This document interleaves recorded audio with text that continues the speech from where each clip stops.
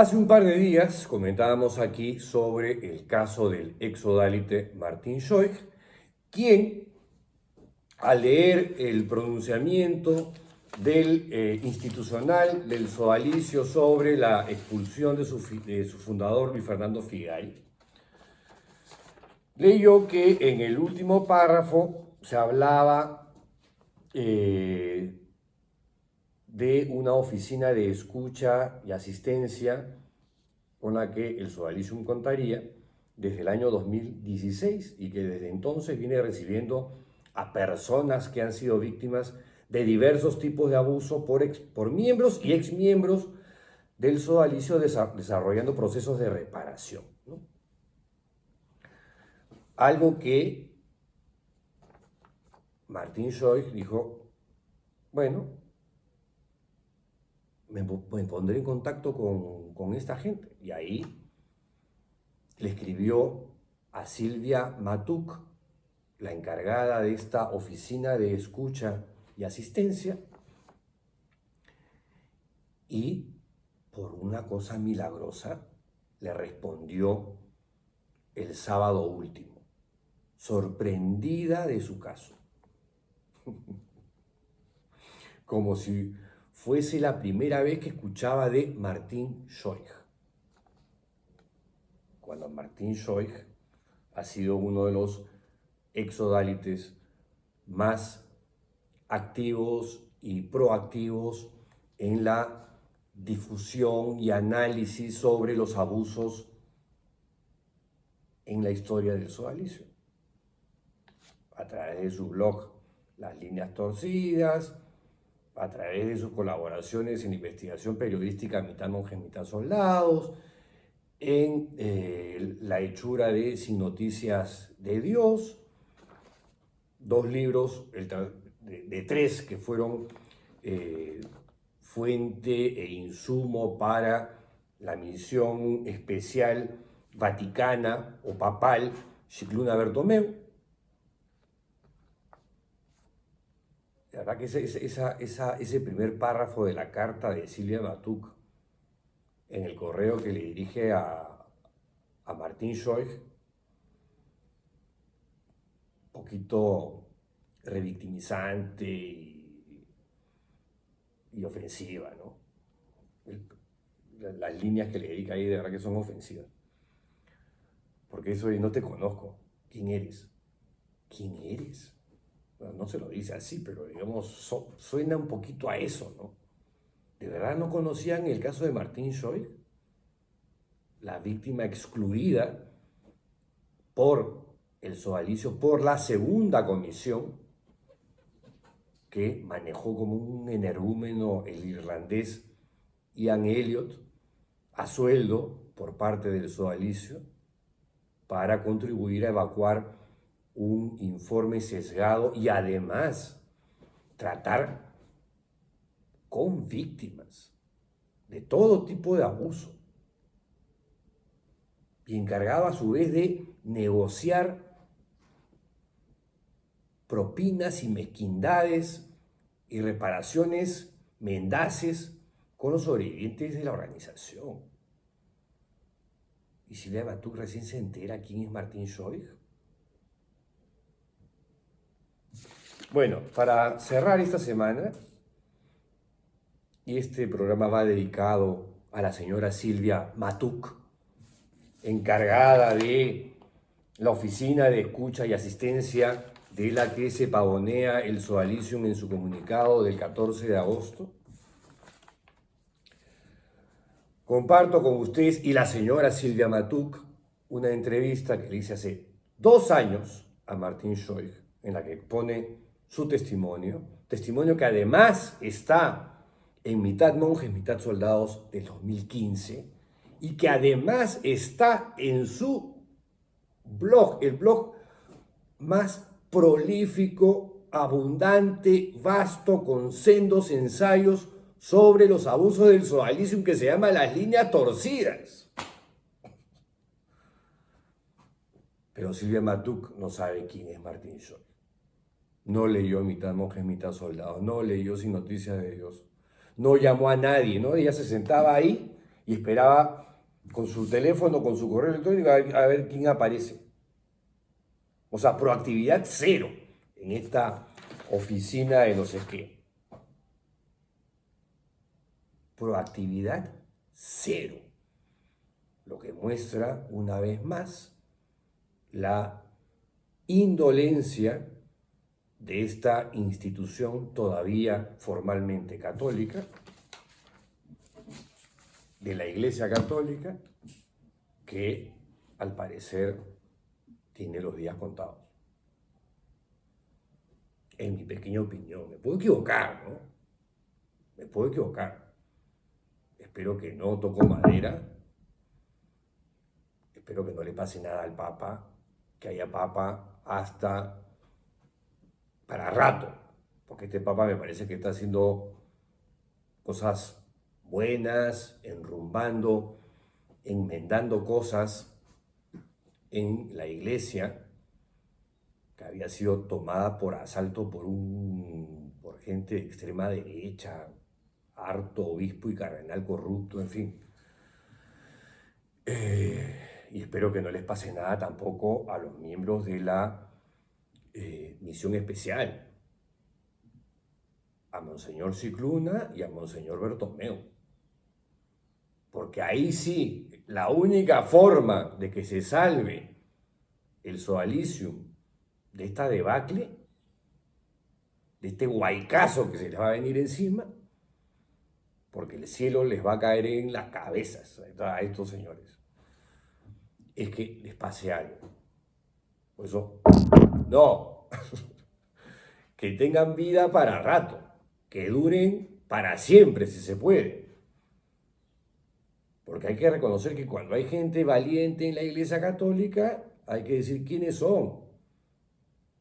Y ahorita, en el caso Sodalicio, quienes se están portando muy bien y haciendo las cosas bien son, en primer lugar, el Papa Francisco, Monseñor Cicluna, Monseñor Bertomeu, y en el Perú, Monseñor Carlos Castillo, el arzobispo de Lima. También lo han hecho en su momento Pedro Barreto, el cardenal, y en su momento también el obispo de Carabelí, Reinaldo Donán, ¿no? El resto no va. Ahí nomás queda la cosa. Porque el resto de los obispos de este país, por Dios, empezando por Miguel Cabrejos y los que vienen detrás de él, nada. Un gesto para las tribunas y se acabó. Saludos a la bandera, 8 comunicados de prensa, ya, me puedo equivocar, 9. Y nada más. En 24 años de historia, de denuncias contra esta organización. Ya, los dejo ahí. Los dejo con la entrevista a Martín Schoich. Que tengan un lindo fin de semana y regresamos el día lunes, si la tolerancia lo permite. Y nada, no me despido porque los dejo con la entrevista. Vamos, Pato, con la entrevista. Hoy vamos a conversar con Martín Schoich. Martín Schoich vive en Alemania, es autor del blog Las Líneas Torcidas, que es el portal más especializado sobre el Sodalicium Christiane Vitae. Martín, bienvenido al programa. Hola Pedro, ¿cómo estás? Bueno, hablemos del Sodalicio. ¿Ah? Sí, ¿Cómo hablemos de la experiencia. ¿Cómo te captaron, Martín? Bueno, me parece que fue antes que te captaran a ti. Sí, claro, mucho antes. Fue en el año 78. ¿Ya? Ahora, A ¿qué mí me captan pasaba? en el 80. Ya, pero en el 78 todavía no existían las comunidades, el Sodalicio eran un grupo de muchachos bohemios que se dedicaban a tratar de vivir una fe cristiana, pero que se dedicaban pues a salir, a tener reuniones, y verdaderamente también hacíamos locuras en esa época, ¿no? Que era lo que más me atrajo, ¿no? Ahora, ¿qué pasaba, no? Curiosamente, para entrar a Sodalicio yo no fui invitado específicamente a una reunión de una agrupación mariana, que son estos grupos en los cuales se reunían a los chicos y buscaban ahí a sus vocaciones. Sino que a mí me invitaron a un concierto de rock progresivo que se iba a realizar en el auditorio de la Municipalidad de San Isidro en el Olivar. ¿Ya? Entonces tú dices, bacán, rock progresivo, o sea, que era la música que a mí me gustaba. Pero antes de haber una reunión en mi casa, me dijo Felipe Gastelumendi, un chico de Santa María, ¿no? Entonces fuimos a su casa, ¿ya? ¿Tú estabas en el colegio y tenías cuántos años? Bueno, yo estaba en el colegio Humboldt y tenía 14 años. Ya Felipe Gastelumendi lo conocía de la playa, del Club Regatas. Y fue invitado junto con Miguel Salazar, que era un amigo de esa época que había vivido en Argentina con sus padres y había regresado hace poco al Perú. Entonces fuimos a esta reunión, ¿no? Y fue lo más curioso, ¿no? Porque decían, va a haber una reunión, ya, bacán, pues, ¿qué será la reunión? ¿Ya? Y en ese momento estaban viendo pues una revista Penthouse todo el mundo, ¿no? Que te la tenían ahí en la mesa de noche, ¿no? Hasta que dijeron, oye, ya está llegando, guarda. Metieron la revista de Penthouse otra vez en el cajón, ¿no? Entonces, llegó pues un hombre barbado, acompañado de otro hombre barbado, también parecía más joven, ¿no? Eran José Ambrosic y Rafa Martínez. No sé quién es Rafa Martínez. Bueno, Rafa Martínez fue el que nos fue convenciendo, eso es lo que nos fue haciendo el apostolado, y ese mismo año se largó el sodalicio. ¿Era también de la generación fundacional del Santa María? No era de la generación fundacional, era del colegio, era de la siguiente generación, del colegio Carmelita, ¿no? Ya. Lo que pasa es que, haciendo un paréntesis ahí, o sea, al final a Luis Fernando no le terminaron gustando los de Carmelita porque decían que eran muy sentimentales. Y la mayoría de ellos se terminaron yendo. De hecho, las 3 primeras deserciones de la comunidad son protagonizadas por 3 miembros del Carmelita, ¿no? Que son Miguel Payete, ¿no? Sí. Franco Yufra. ¿Ya? Y el Frank gordo. Schreiber.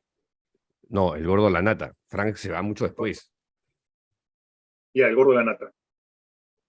Entonces, bueno, vino ahí primero una reunión en que el tema que se planteó era, a ver,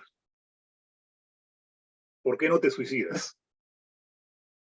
Ese era el primero, o sea, era un tema, shock para tratar de cuestionarnos a nosotros, que éramos todos muchachos del Colegio Santa María y yo que estaba en el Colegio Humboldt y Miguel que estaba en la ESEP Middendorf, que era una escuela de educación superior que se había hecho debido a la reforma educativa de Velasco.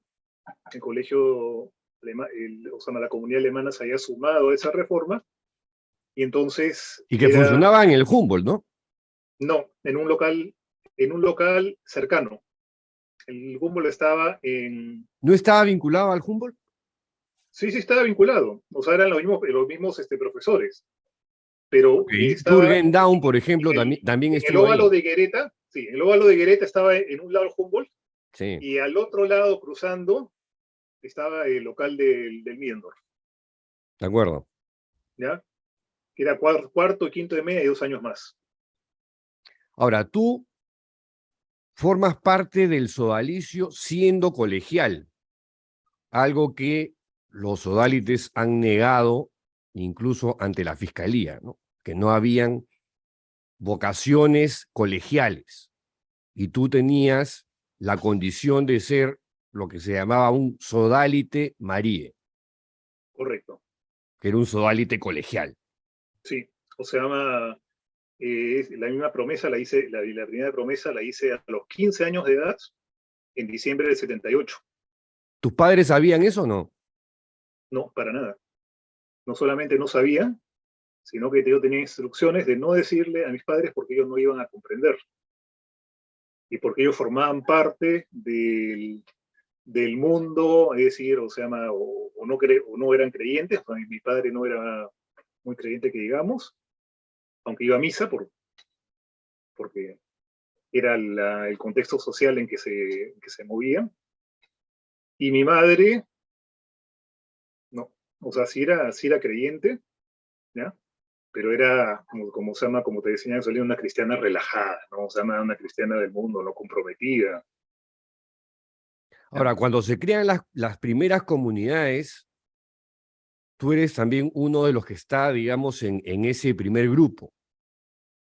Bueno, Sí y no. o segundo grupo, ¿no? En Sí, el primero entran, digamos, los llamados de la generación fundacional o el núcleo fundacional, el entorno, el círculo de hierro de Figari. exactamente. O sea, se forma en el año 78, me acuerdo, se forma una primera comunidad donde habían 4 personas en el óvalo de la avenida Brasil. Brasil.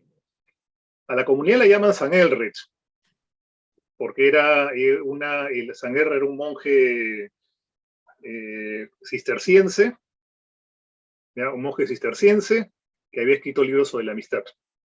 Que después se descubrió que era gay, ¿no? Mm, probablemente, pero o sea, Bueno, en todo caso, aunque no lo es haya es el escrito, santo de los gays, ¿sabes? sí, o sea, los gays Allá. lo han asumido como su patrón, ¿ya? Ahora, ¿qué pasó? En el año 79 se inaugura la siguiente comunidad. No me acuerdo si en el 69 o en el 80, pero en el 79 ya nosotros fuimos a trabajar ahí al jardín, a arreglar la casa, por supuesto, gratis, ¿no? Sí, claro. Para acondicionarlo todo. Ya en el 79 ya estaba la casa habitada, porque probablemente en ese año ocurrió el abuso con Jaime Bertel. Ya una cosa, bueno, bastante precaria, las mismas casas, porque o sea, no tenían ni siquiera todo el mobiliario para hacerlo. Y entonces a esa nueva casa, como iba a ser la casa más grande, la llaman San Elrich, y a la antigua comunidad que quedaba en la Avenida Brasil la renombran. San Agustín. Pasa a llamarse San Agustín. Claro, y San Elred queda ubicada en la Avenida Brasil 3029. Correcto, esa es la dirección. Ya no existe la casa. La convirtieron en un local de vida y espiritualidad, que fue esta cosa que O sea, creó primero la Fernando del... convirtieron en de local de espiritualidad mucho tiempo después. Y cuando en años recientes he buscado la casa a través de Google Maps, veo que hay un edificio ahora. Ya, o sea, de repente la vendieron. Sí, Pero bueno, ¿y estuviste en comunidad cuántos años, Martín? más de 11 años. Más de 11 años. Porque, fíjate, yo hice mi promesa de aspirante en diciembre de 1980, con 17 años de edad. Por supuesto, mis padres tampoco se enteraron. Y en el año 81, en diciembre del 81, entré a vivir en la comunidad recién inaugurada de Nuestra Señora del Pilar, En que Barranco, está ubicada en Barranco, en la calle Alfredo Silva. que es una transversal de Pedro de Osma. Correcto. Ya, ahí entré a vivir, ¿no? O sea, primero fuiste Sodalite Marie, o sea, Sodalite colegial, Después luego de fuiste aspirante. aspirante en el diciembre del 80, o sea, hiciste promesa, imagino Sí, que claro, en el Santa Úrsula. correcto. Yo ya estaba vinculado ahí como agrupado Mariano, o sea que lo más probable es que haya estado ahí en tu promesa de aspirante. Y al año siguiente entras a El Pilar Claro. y te quedas 11 años. 11 años, y pasé a través de la comunidad también de San Herret, en la Avenida Brasil. Estuve otra vez en la comunidad estacional del Pilar cuando temporalmente se mudó a La Aurora, en Miraflores. Estuve 3 veces en San Bartolo. 3 veces en San Bartolo, wow. Bueno, en San Sí, Bartolo sí hemos estado en la misma época. sí, Eso ha sido en el pero, año 84, pero 85, son, 85. son 3 veces que no llegan a sumar 2 años. Ya. ¿Ya? Son 3 meses que yo no llegan a sumar 2 años. Y también estuve otra vez cuando la comunidad regresó, o sea, otra vez a Barranco, la comunidad Señora del Pilar. Entonces, las personas, en la primera comunidad donde estábamos, yo viví con algunos abusadores, ¿ya? ¿Quiénes fueron tus superiores en esos tiempos? ¿Superiores de comunidad, consejeros espirituales o directores espirituales? Bueno, el consejero espiritual fue Jaime Bertel, o sea, cuando todavía no estaba en comunidad. Después Jaime Bertel se va a España para terminar una formación para poder ordenarse. Pero en la comunidad de Osama de Señora Pilar, el primer superior fue José Antonio Gure. Y después fue Alfredo Garland. O sea, todos parte ¿Ya? del círculo de hierro de Figari. Sí, y la primera comunidad a la que iba también estaba Virgilio Levalli, también estaba Alejandro Bermúdez, que ha maltratado psicológicamente a muchas personas por la violencia que tenía en sus relaciones con otros. Estaba también Alfredo Draxel en esa primera comunidad. Bueno, también está José Ambrosic, que bueno, no me consta que haya sido abusador, pero encubridor sí, lo es de todas maneras. ¿Ya? Ahora, te hago una pregunta que es la siguiente. ¿Te has puesto a pensar que si no hubieses entrado en el Sodalicium, hacia dónde, por dónde te habría llevado la vida? O sea, ¿qué cosas habrías estudiado? Porque tú estudiaste teología un poco porque era lo que había que hacer, era la indicación, la orden Sí, implícita o explícita, tácita o no tácita, ¿no? Porque todo el mundo terminaba en la Santoto, en la Facultad de Teología y Filosofía de Santo Toribio de Mogrovejo, sí, ahí correcto. camino al aeropuerto. Pero si no hubiese sido Sodalite, ¿qué habría sido? Bueno, te doy un pequeño detalle, ¿no? Cuando yo decidí postular a Santoto, mi madre se mostró muy ¿Tú preocupada. decidiste o decidieron por ti, Martín? De, o sea, es un poco Decidiste y difícil, no decidiste. es un poco difícil de explicar, ¿no? Sí. Es decir, eh, yo decidí y creí que yo estaba decidiendo, pero en realidad no había tenido otra opción. Mm. No me habían hecho ningún test vocacional, ni ningún análisis de mis cualidades, simplemente necesitaban teólogos. Y en ese momento dije, oh, está bien, ¿ya? Está bien, de acuerdo. Pero en ese momento yo ya estaba con esa decisión total que te introducen en el sodalicio, de decir, nosotros y ellos, el mundo de afuera. De nosotros estamos acá adentro, formamos una comunidad, tenemos nuestras propias reglas y nuestras propias leyes, ¿ya? Y las leyes y las reglas de afuera nos importan un carajo. O sea, Tal esa cual. es ¿ah? Sí, no, tal cual. Ese es tal cual. Entonces, yo decidí, bueno, voy a postular a la Santoto. Pero mi madre estaba preocupada, ¿no?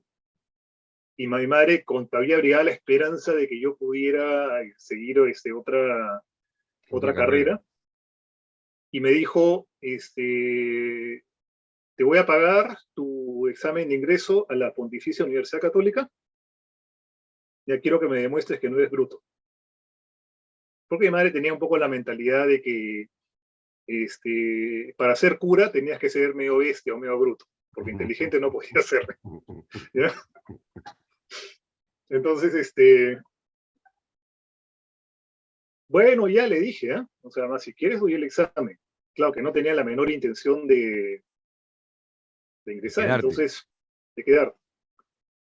Entonces, sin haber ido a academia ni nada, o sea, no decidí simplemente postular a la universidad, ¿ya? Y fui todo relajado, como dice, contesté las preguntas, etcétera, y ni siquiera fui a ver los resultados, porque no me interesaba. Hasta que me llamó Charlie Riva y me dijo, oye, has ingresado octavo a la universidad en letras, Wow. ¿ya? Y dice, bueno, qué bien, o sea, para mí yo ya había cumplido mi tarea, demostrarle a mi madre que no era bruto. Pero sin embargo, pienso que si no hubiera estado con todo esto o sea, del sodalicio, probablemente habría estudiado una carrera en la Universidad Católica. ¿En Ya, una letras? carrera ¿Letras o vinculada a números? las letras, a las Letras. letras. Una carrera vinculada a las letras. Ahora, en retrospectiva, tu paso por el Sodalicium, ¿cómo lo evalúas? ¿Cómo ha sido tu proceso de digerir o asimilar, digamos, lo que ha sido vivir un engaño, una mentira? Bueno, te voy a contar cómo fue más o menos el proceso, ¿no? Cuando yo salgo de una comunidad en el año 93, en julio 93, yo venía con toda la mentalidad de que no era el sodalicio el que había fallado, era yo. Yo era el fracasado, yo era el que no había podido cumplir con las exigencias de la guía consagrada sodalite, yo era el que no había podido mantener el celibato, el que no podía ser obediente, el que... Entonces, en ese momento yo pasaba a un grupo de personas para la vocación matrimonial. Entonces la interpretación que yo tenía era que esto de haber pasado por la comunidad había sido una etapa de formación y de enseñanza que me permitía saltar con mejores posibilidades a la vida matrimonial. O sea, te fuiste, pero no te fuiste, te quedaste. No, no, no, no, Como, no, como no, o un, sea, no, como un no me fui. adherente, como un adláter o algo así. Sí, por supuesto, o sea, que o sea, y eso duraría hasta el año 2008. O sea, en total, ¿cuánto tiempo de tu vida le dedicaste al sodalicio? 30 años. Wow, O sea, 30 años vinculado al sodalicio, es un montón, Martín, es toda una vida, literalmente. por supuesto. Ahora, Y entonces, qué cosa ahora, ¿qué es? Sí, pasó? dime. O sea, ¿qué pasó después? Después me encontré con todos los problemas que tienen las personas que salen de una comunidad. Inmadurez, ¿ya? Te quedas como estancado en la adolescencia y no has superado esa etapa. Claro, Yo infantilismo. era práctica, ¿ah? El infantilismo, que es, digamos, una consecuencia de haber Sí, pasado por una secta. cuando yo salí de la comunidad, yo era un adolescente de 30 años, Mm. ¿ya? Y eso, o sea, dificultó, tuvo grandes dificultades para la adaptación. De una serie de, o sea, tanto en relaciones personales como, o sea, adaptarme al mundo del trabajo. O sea, fue una cosa que costó bastante. Y cuando yo aún siendo, o sea, me comencé a darme cuenta también de que en Sodalicio las personas que tienen la vocación matrimonial también son la última rueda del coche, ¿ya? O sea, en las comunidades se hablaba no de los casados, sino de los cagados, Mm. ¿ya? Entonces, eran, como decir, aquellas personas que no podían ser consagrados, se dedicaban a la vida de casados, pero eran sodalites de segunda categoría, ¿no? Claro, porque Incluso, lo que te inculcaban era que el sodálite que vive en comunidad es el sodálite verdadero, el sodálite auténtico, el sodálite de trinchera, el que está en la primera línea, ¿no? Sí, sí, sí. Eres, Osama, formabas parte de una élite, Así es. ¿ya? Formabas de una parte de una élite, pero por detrás, te daban con palo, te fregaban la vida porque no te dejaban decidir nada, eras castigado por cualquier minucia. Pero entonces, ¿qué pasa? Cuando pasa todo esto y además, con todo el bullying secreto que se me hizo, ¿ya? Por adelante me decían, sí, ven a la reunión, ¿ya? Pero por detrás le decían a la gente que quería conocerme, no, ese es un loco, un rayado, un marciano, una persona ¿ya? Que no vale la pena, ¿no? Hasta que hubo un chico que vino de Colombia, que quiso visitar a mi casa, ¿no? Me dijo que había venido por recomendación de Miguel Salazar. Entonces me vino, conoció conmigo y al final me dijo, oye, tú eres una persona muy diferente de lo que me han dicho. ¿Ya? Me ha dicho que tú eres una persona que no está en sus cabales, que está loca, pero yo veo acá otra persona distinta, ¿no? Entonces, con eso pasó el tiempo y además sumado a las dificultades laborales, porque si bien había hecho la maestría de SAN, ese no era mi ámbito, mi materia, algo con lo que me sentía muy, muy cómodo. Y era sumamente difícil conseguir trabajo, ¿no? Porque por el tremendo huevo que tenía por haber estado en Somalicia. Claro. Entonces de ahí es que mi madre me sugirió que emigrara a Alemania, aprovechando que también tenía la nacionalidad alemana. Uh-huh. Entonces me vine acá con una mano adelante y otra atrás, tal cual. ¿Ya? Y buscando algo, bueno, al final se ha conseguido después de muchas dificultades, ¿no? Porque cuando vienes a Alemania, solucionas muchos problemas que tenías en el Perú, pero adquieres otros problemas nuevos, ¿no?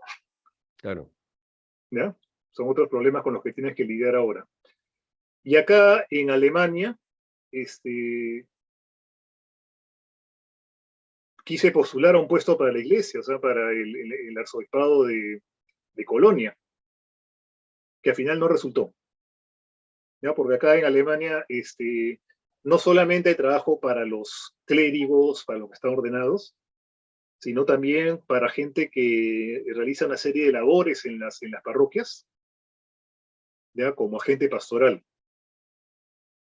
¿Ya? Incluso hay parroquias donde no ven al cura, pero al agente pastoral lo ven pues todos los días porque se encarga de organizar todas las reuniones, de preparar los sacramentos, ¿ya? Y en ocasiones incluso hasta de predicar. ¿Ya? Entonces, bueno, eso no resultó, y después, pero mientras tanto ya había, en mis tiempos libres comenzado a leer algunas cosas sobre el Opus Dei.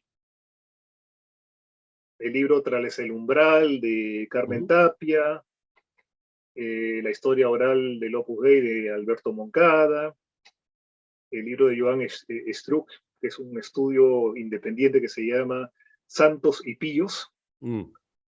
¿Ya? Y entonces cuando leí estas cosas decía, oye, pero esto de acá es bien parecido a lo que es el sodalicio. ¿Ya? Es bien parecido. ¿Ya? Entonces, si bien yo decía, no, pero yo soy sodalite y te voy a colaborar, sí, pero acá hay una serie de cosas que se parecen. ¿Ya? Incluso cuando leí las acusaciones que había contra el padre Marcial Maciel, de los legionarios.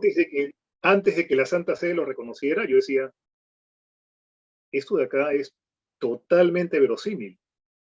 ¿Ya? Porque ¿quién va a inventar que se lo han trajinado, que han abusado sexualmente de él para hacerle daño a otra persona? ¿Quién lo haría? ¿Ya? Sí, no, nadie. Nadie. Nadie es tan, no sé, es como que te dice, me voy a humillar para tratar de hacerle daño al otro. Exacto, me voy a exponer públicamente, me voy a estigmatizar a mí mismo, ¿no? con una, con una figura de abusado, violentado sexualmente, ¿para qué? ¿Para dañar a un tercero? O sea, cuando el que se estaría autodañando es el que hace la denuncia falsa, ¿no? Ya. Digamos, para ponerlo así. Entonces, a pesar de todo, mi valoración del sodalicio no había cambiado hasta que llegó el año 2007. ¿Ya? El año 2007. ¿Qué pasó Que lo de justa, Daniel Murguía? No. sí, sí, sí, pero justamente yo estaba viviendo no en el pueblo donde vivo ahora, sino en un pueblo que queda a unos cuantos kilómetros de aquí. Y cada vez que Erwin Scheuch, mi hermano, venía a Alemania para recaudar fondos, aprovechaba para hacerme una visita. ¿Ya? Ahora que lo mío con retrospectiva, no sé pues, cuál era la intención, probablemente para controlar que todo anduviera bien, ¿no? Porque ya se sabía que yo tenía una actitud crítica, ¿no? Incluso en el momento en que yo me fui a Alemania, él me dio los contactos de un cura de la ciudad de Wuppertal, que era amigo suyo, para que él me pudiera alojar y me pudiera permitir poner cabecera de pie. Pero cuando él me dio esta posibilidad, me dijo,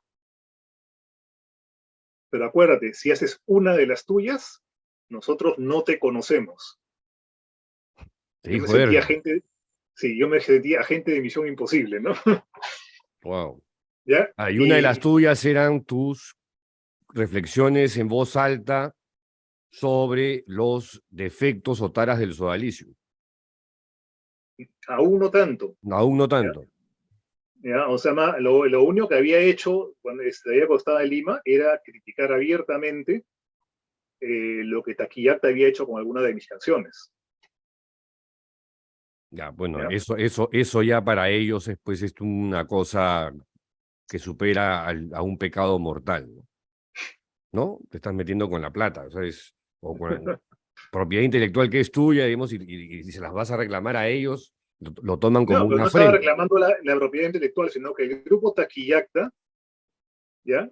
Que Sí, perdón, refunda, Martín, antes de llegar a eso, un paréntesis para, para explicar, digamos, que tú tienes un hermano que se llama Erwin Scheuch, un hermano poco menor que tú, que sigue formando parte de la organización, tiene varios señalamientos, ha ocupado cargos muy importantes como el de superior regional, ha sido uno de los voceros del Sodalicium, ha sido uno de los principales protagonistas de negar públicamente en diferentes momentos acusaciones o señalamientos que ha tenido el sodalicio de vida cristiana, ¿no? O sea, Erwin no es cualquier sodalite en la organización y sigue ahí.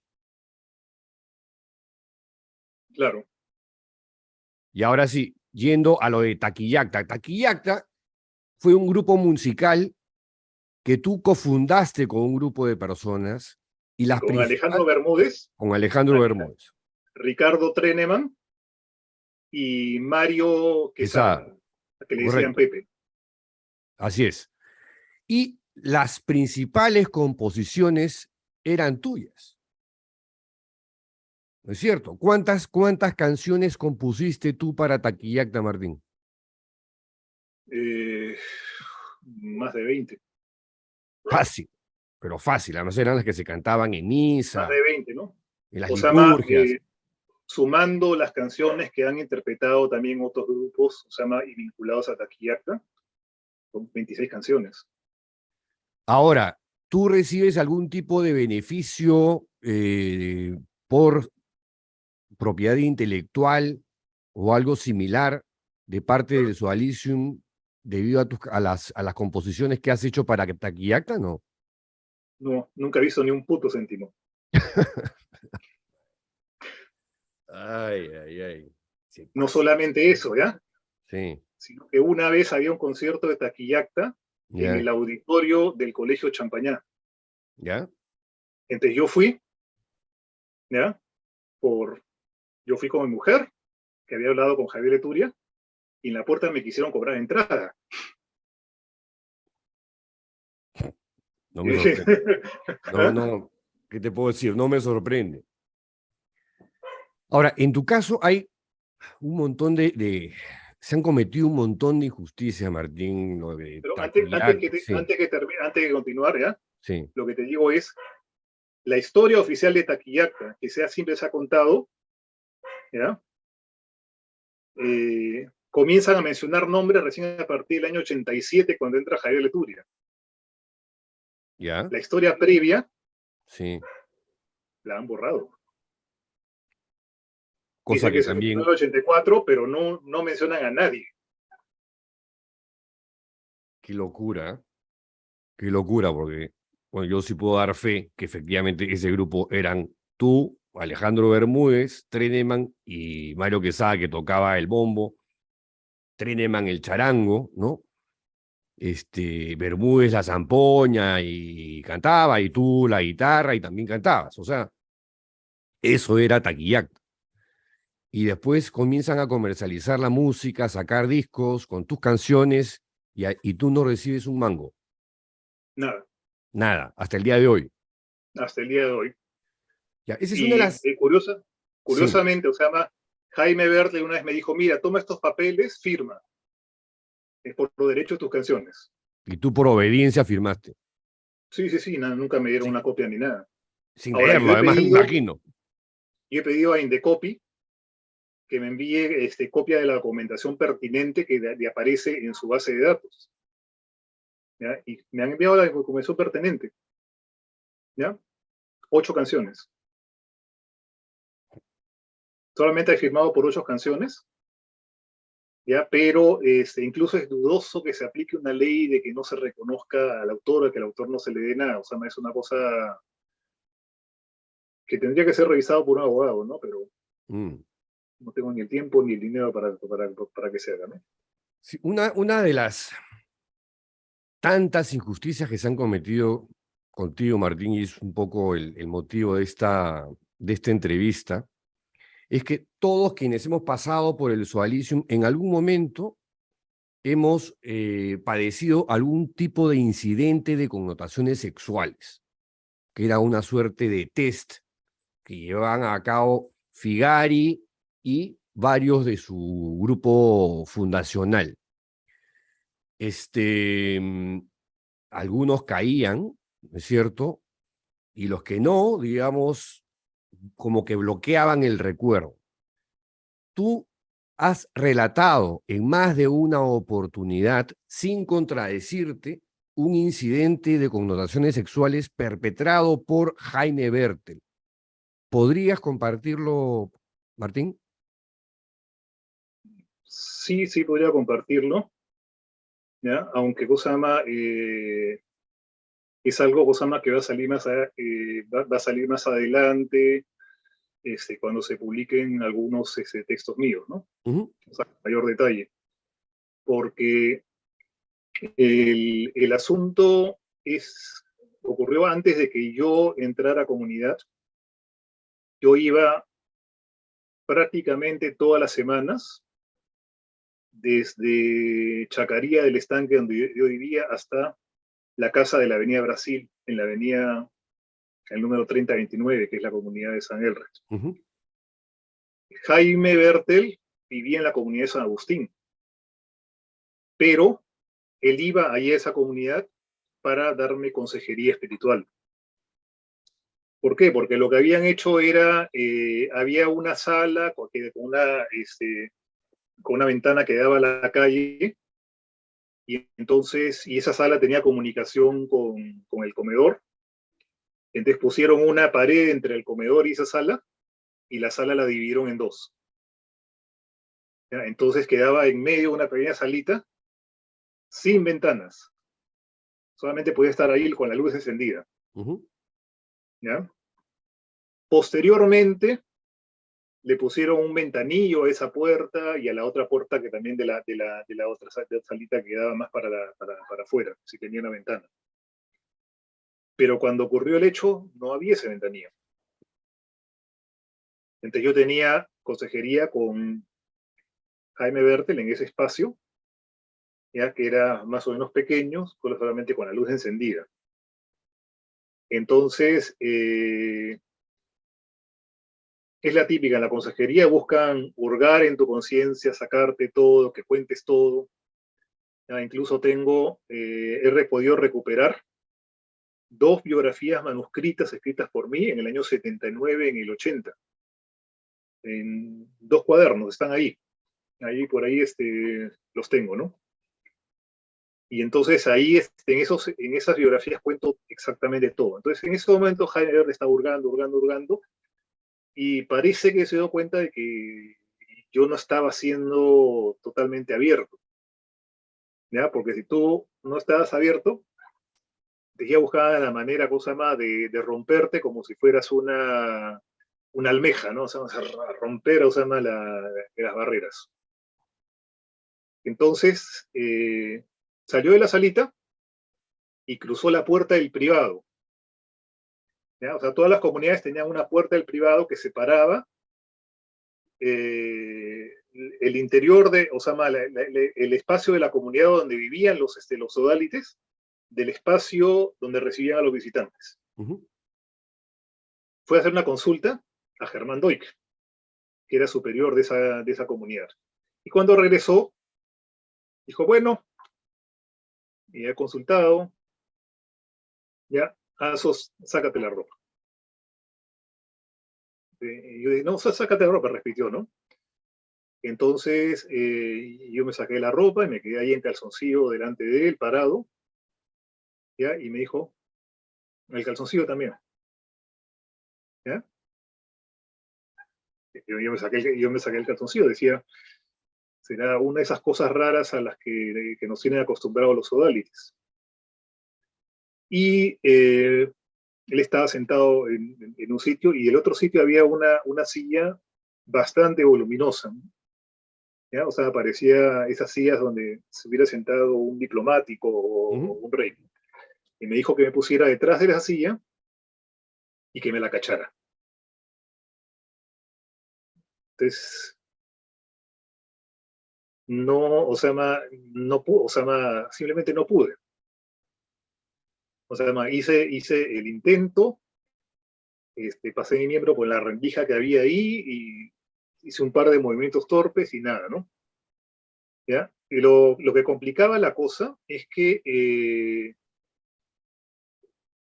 fuera de la masturbación, yo no había tenido ninguna experiencia sexual en ese momento, teniendo 16 años.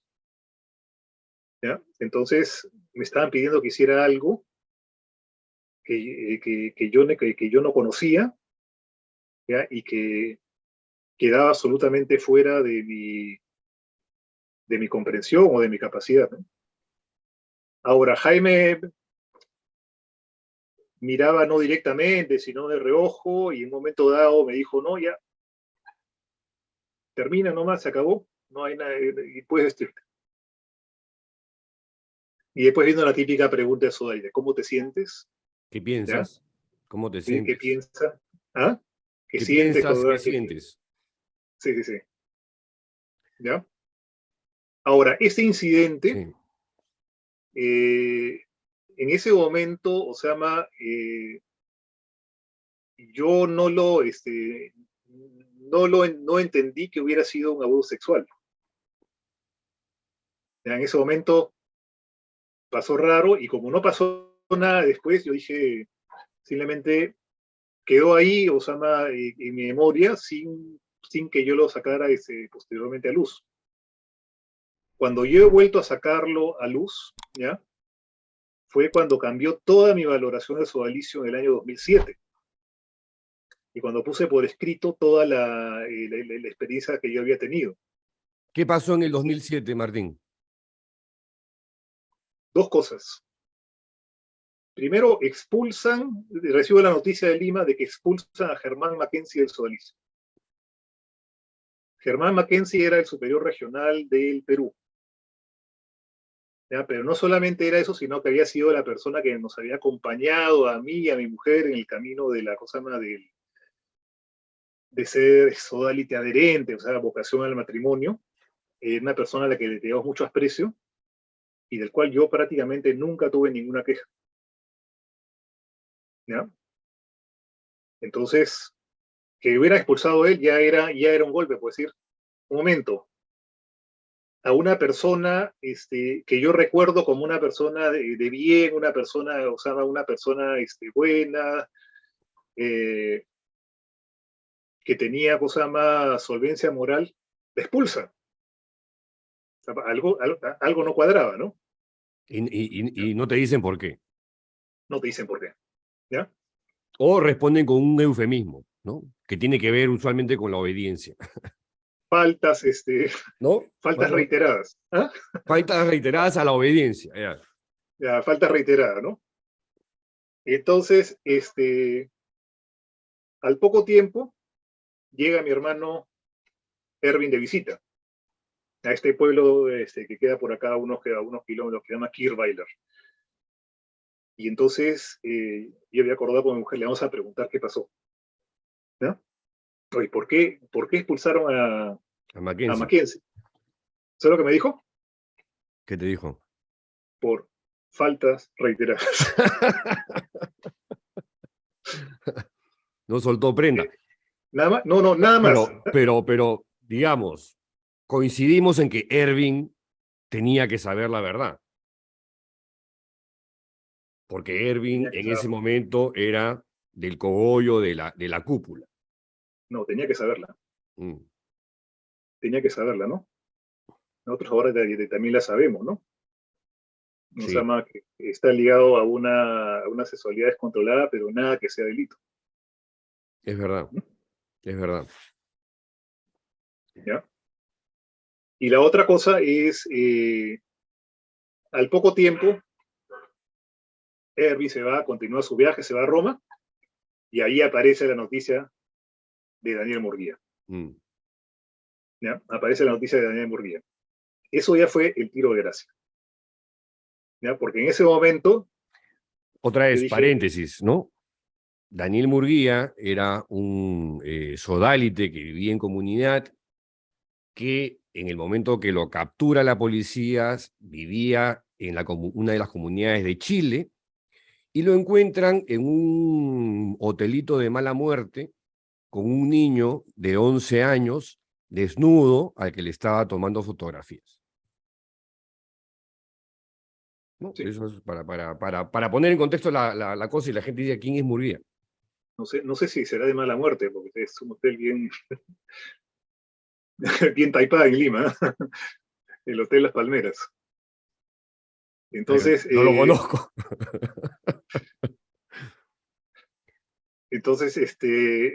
la cosa está en que en ese momento yo decía, un momento, ¿ya?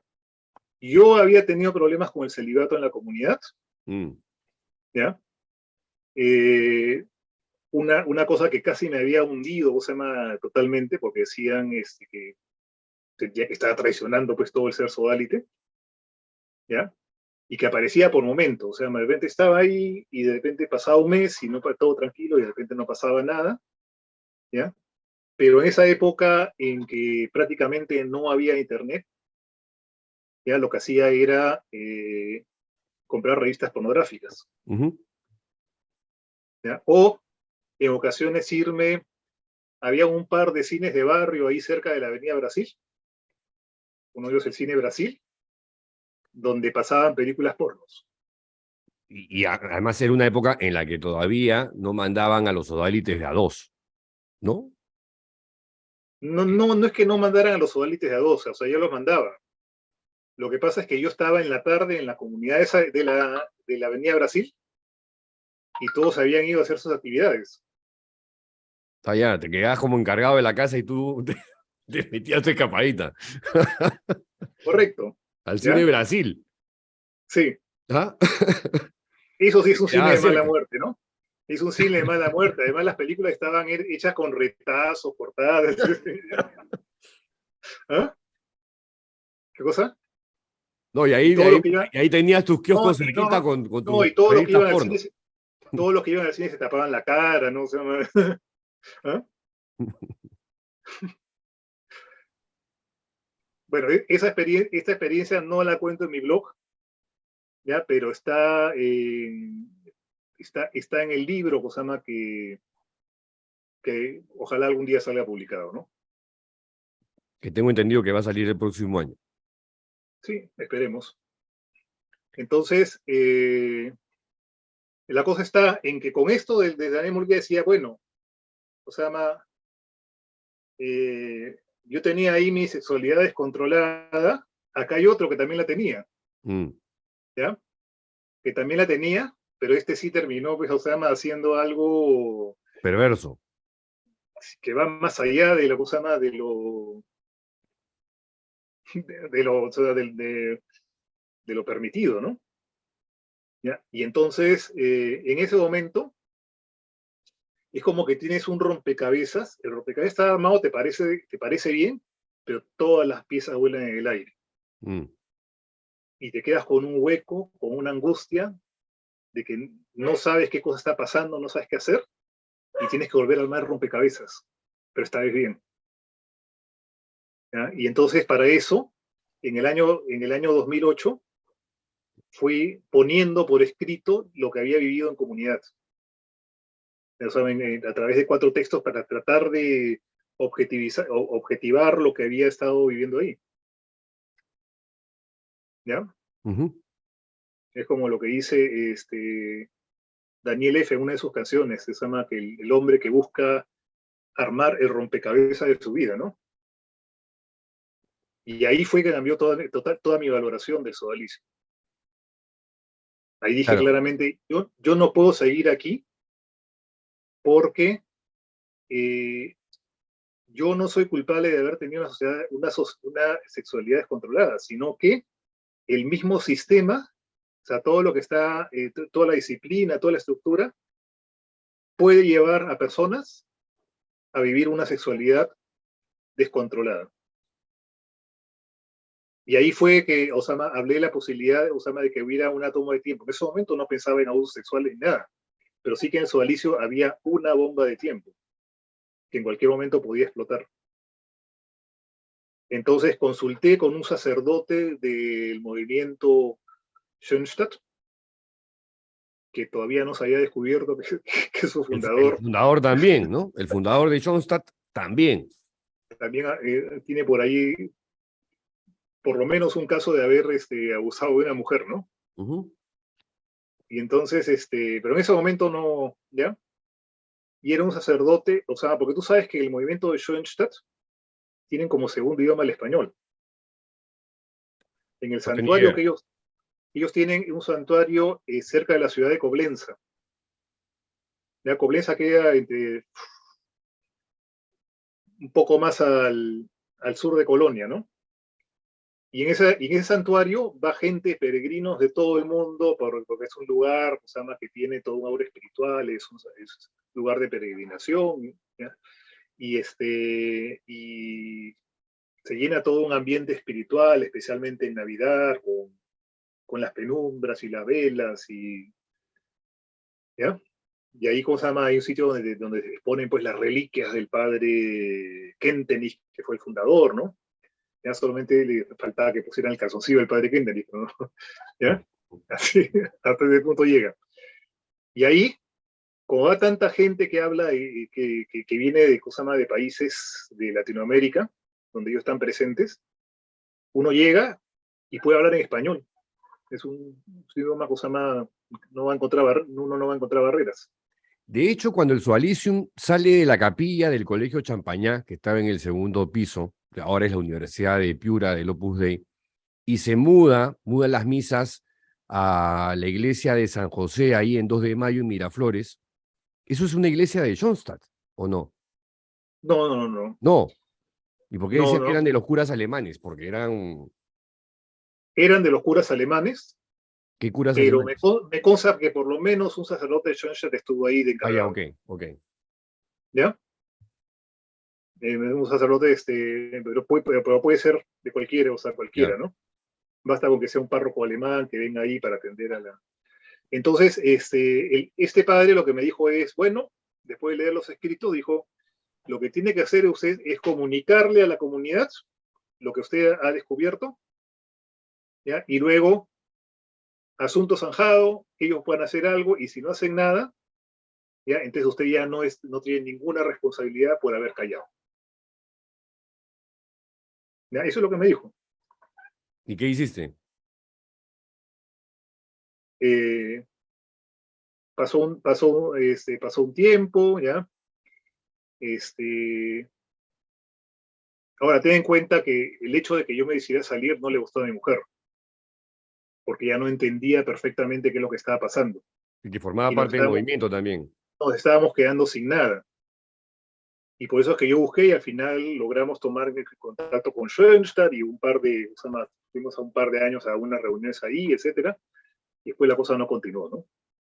Pero bueno, mantenemos buenas relaciones con la gente de ahí, ¿no? Ujú. Y después, yo escribí esto. No fueron las únicas, el padre Hargel no fue la única persona que conoció esto. ¿Quién más? ¿Ah? ¿Quién más? Manuel Rodríguez también las conoció. Manuel Rodríguez es un sodalite adherente que vive en Arequipa, Ujú. ¿ya? Y yo le envié a él también preguntándole, oye, ¿qué te parece? ¿Ya? Y él me dijo que tenía razón, que mis críticas eran consistentes, pero que él prefería quedarse ahí en Sodalicio para darse cierre. Al final no ha hecho nada, pero bueno. Yo sí creo que hizo algunas cosas, pero claro, creo que sigue siendo minoría, ¿no? No, sigue siendo minoría, además hay un problema. Él vive del sodalicio. O sea, él trabaja para instituciones del sodalicio en Arequipa y recibe un sueldo por eso. Donde está la Universidad de San Pablo, pero yo sí soy testigo de las críticas públicas que ha hecho Manuel Rodríguez en redes, ¿no? Lo cual Sí, era yo una también. cosa contestataria en su momento. eh, y nada, eso ya fue en el contexto de la crisis del Soalicium cuando se publica Mitad Monjes, Mitad Soldados, ¿no? Sí, sí, Ahora, sí. a lo que quería ir, Martín, con todas las cosas que ha hecho el Sodalicium, el impacto que ha tenido en tu vida, 30 años de tu vida dedicada al Sodalicium, donde te han maltratado, te hicieron fama de loco. Eh, Cuando se crea la primera comisión, la independiente, la que no cobró, la que evacuó un informe demoledor sobre la realidad del Sodalicium, ¿no? Que hizo fact-checking a todas las denuncias que se hicieron en mitad monjes, mitad soldados, y el Sodalicium, digamos, cuestionó, ¿no? Eh, Jaime Bertel, en esa comisión, negó el incidente de connotaciones sexuales que perpetró contra ti. Te Sí, lo digo porque correcto. a mí me preguntaron, ¿no? A mí me preguntaron, le dije, oigan, pero el testimonio de Martín es tan verosímil como todos los testimonios que fueron registrados en Mitad Monjes, Mitad Soldados, donde está el tuyo también, ¿no? Uno de los Sí, 30. Claro, lo que pasa es que casi todos los señalamientos eran a otras personas del Sodalicium, casi todas concentradas en Figari, Germán Doig, Virgilio Levalli, y tú fuiste el único que narra un incidente que compromete a Jaime Bertel, pero que va en la misma línea de los otros, o sea, bueno, esa normalización de manipular tu conciencia, desnudarte, que era una cosa aparentemente normal dentro de las consejerías espirituales. Y no solamente Bertel lo niega, pese a que la comisión al final, digamos, no se traga el cuento, y entra a tallar la segunda comisión. Y esa segunda comisión no solamente no acepta tu testimonio, sino que te revictimiza y te discrimina, te excluye de, eh, de este comité que supuestamente reparaba, indemnizaba a las víctimas. O sea, tú has sido maltratado hasta el día de hoy. O sea, eres como, Exactamente. como la víctima olvidada, excluida y Ya. discriminada del Cuando, sodalicio. cuando Ian Elliot me escribe el email diciendo que no habían considerado que no tenía derecho a una reparación, lo cual significaba que no se me consideraba como alguien, como víctima, me dijo que los expertos habían examinado mi testimonio y no lo encontraban verosímil. ¿Ya? Entonces, un momento. Yo he dado una serie de detalles que muestran la verosimilitud de lo que sucedió con Jaime Berte. Pero eso no es lo único.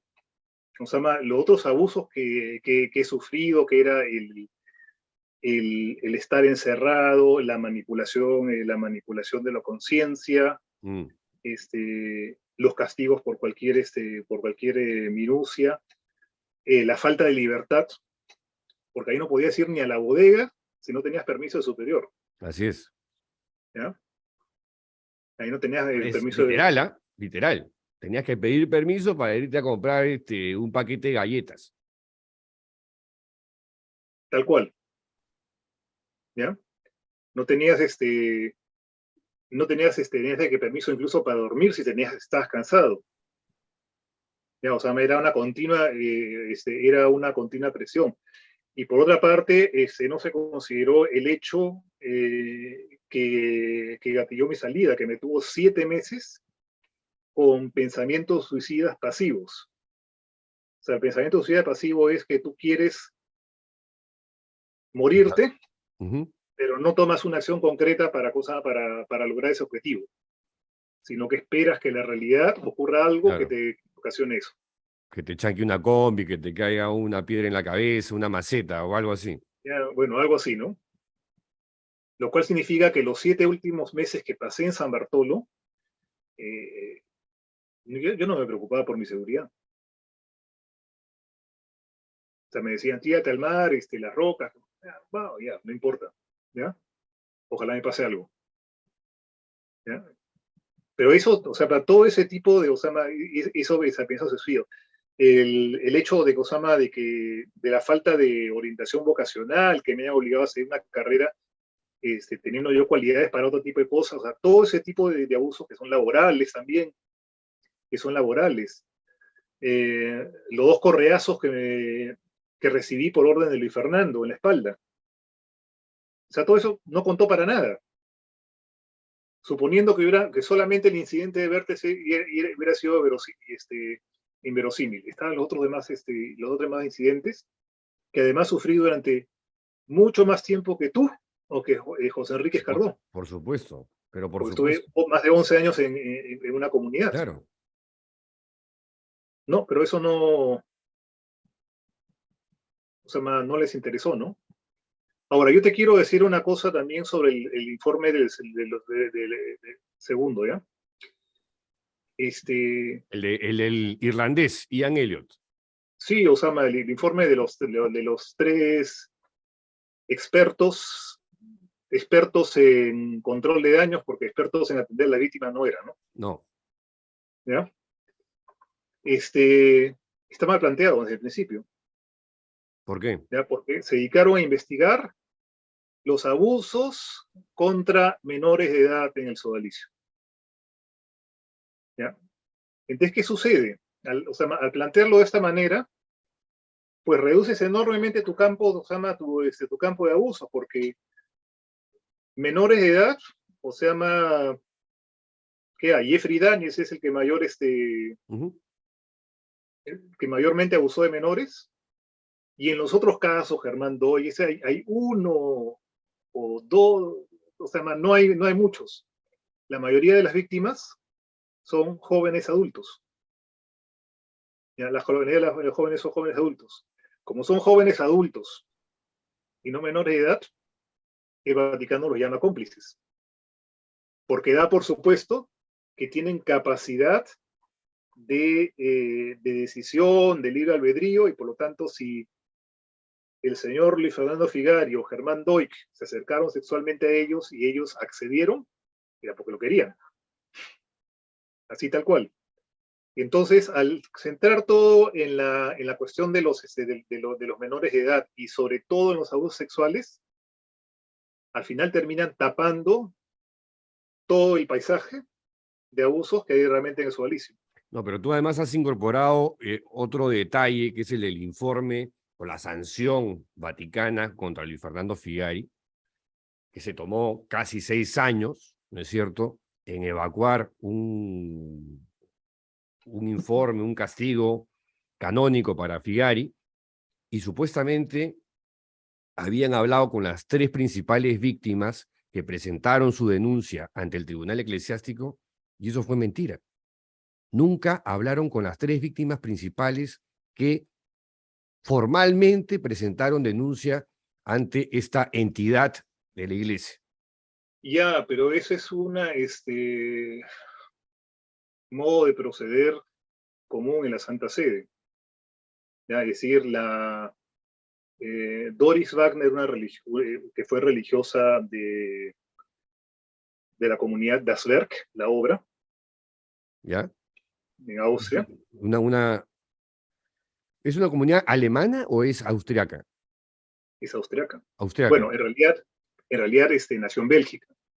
Ajá, ya. Bueno, pero ¿Ya? ya es otra historia, para no irnos... Pero bueno, ya. pero la cuestión está en que te digo, el modo procedente es que ella presentó su denuncia de haber sido abusada sexualmente por un sacerdote y de haber sido requerida por otro en confesionario, ¿ya? Y al final, nada, simplemente no pasó nada. O sea, al final la denuncia terminó en, no le informaron, ella se enteró el resultado a través de una revista, no hablaron con ella, no la escucharon, Sí, pues. ¿ya? Pero sí escucharon al Cosama, al Al abusador. abusador que trabajaba en Roma. O sea, tal cual, o sea, es un modo de proceder de la Santa Sede, o sea, ahí la justicia está pintada en la pared. Mm. ¿Qué O cosa sea, crees tú que va a pasar con el sodalicium, Martín?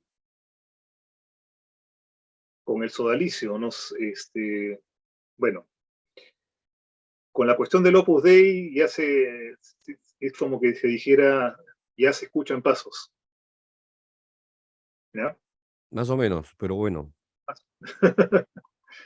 Pero lo que pasa es que no se va a hacer nada hasta que no se conozca toda la historia.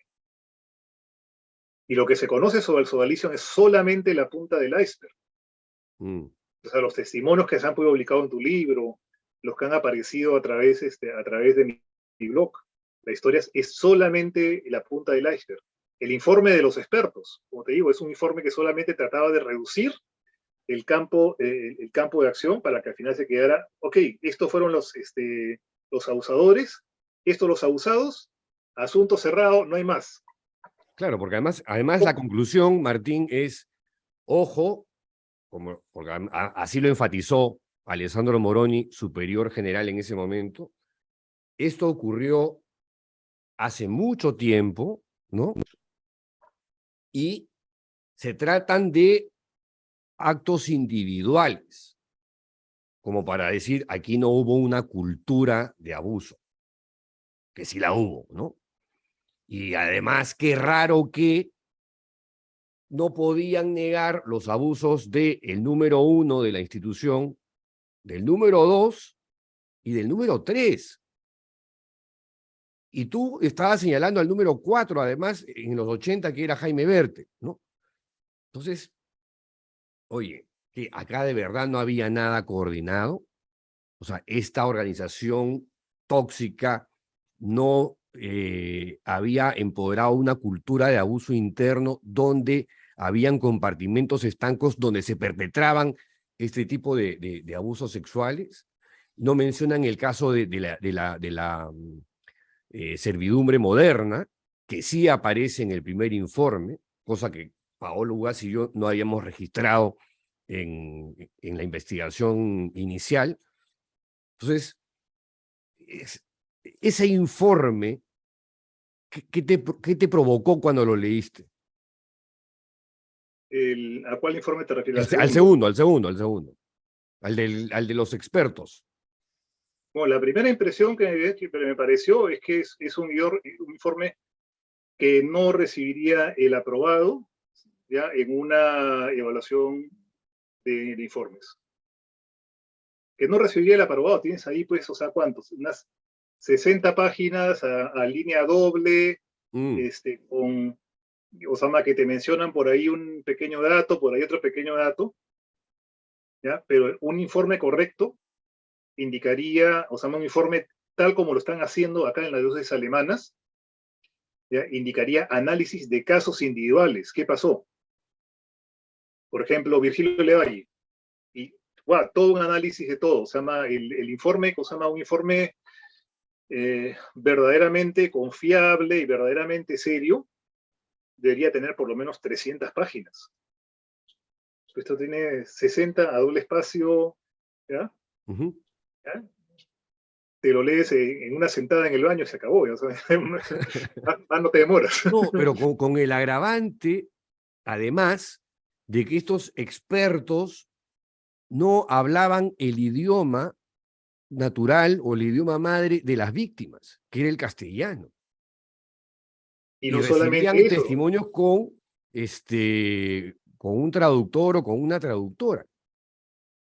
no solamente eso, sino que venían también con una cultura distinta, con una cultura distinta. Y O sea, con encargos bien específicos, ¿no? Porque Ian Elliot terminó siendo el negociador con algunas víctimas y el no, instrumento para, en tu caso, excluirte, Martín. Eso a mí sí me parece inconcebible. Lo que han hecho contigo es una barbaridad. O sea, de es una verdad, canallada. una canallada. Una canallada que no tiene nombre y que ellos, como si nada, se dan el lujo además de celebrar por todo lo alto su aprobación pontificia ahorita nomás, el pasado 8 de julio. No se les ocurre mejor idea que hacerlo el día del cumpleaños de Luis Fernando Figari, ¿no? Ya, Como si no hubieran reparado en ese asunto. ya, pero eso también tiene consecuencias hasta ahora. ¿Qué cosa? Es decir, yo no puedo voltear la página. O sea, yo no puedo Así voltear la es, página, así es, ¿ya? así Y es. decir asunto cerrado. Y entonces hay muchas personas en mi entorno que me dicen, tienes que olvidarte del asunto y todo.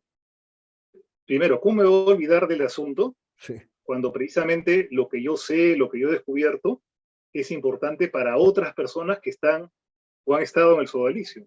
Mm. O sea, ahí tengo una obligación ética, ya que no puedo negar. Y segundo punto, como si fuera tan fácil, ¿no? Porque decir, uno puede decir, bueno, ya, voy a olvidarme el asunto, voy a vivir mi vida. ¿Ya? No conocen cómo funciona el inconsciente, ¿ya? Que cuando tú quieres olvidarte de un asunto que tanto daño te ha hecho, comienzas a tener pesadillas con eso, Mm.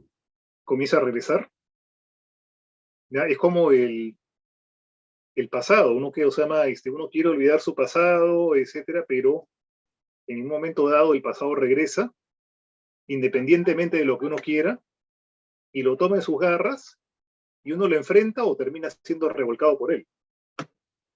Así de sencillo. En tu opinión personal, Martín, ¿qué debería pasar con el sodalicio?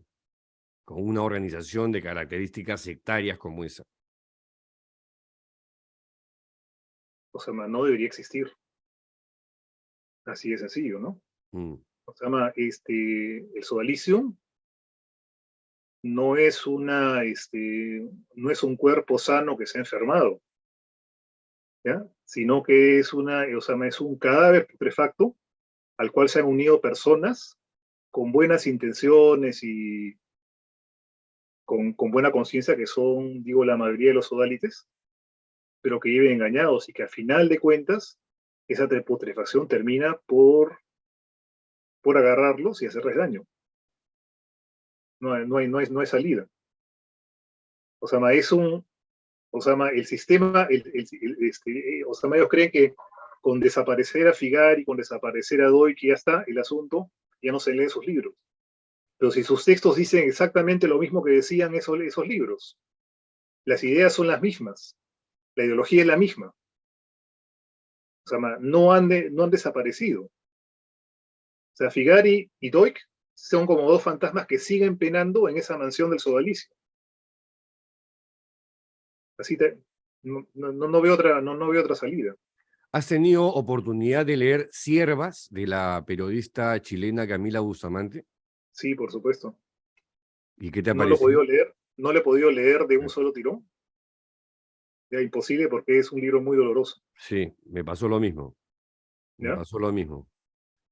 Pero es exactamente